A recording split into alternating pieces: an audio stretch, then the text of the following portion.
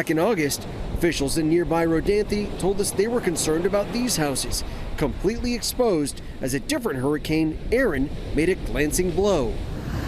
In all, at least 17 homes have collapsed in the last 5 years. Hi, David. And we're seeing an example of a rare phenomenon called the Fujiwara effect. And that's when two tropical systems that are close enough to each other interact. Bermuda's weakening, but Imelda's actually strengthening. Could be a Cat 2 as it approaches Bermuda as we go through tomorrow night, causing dangerous surf and gusty winds, even 1 to 2 inches of rain.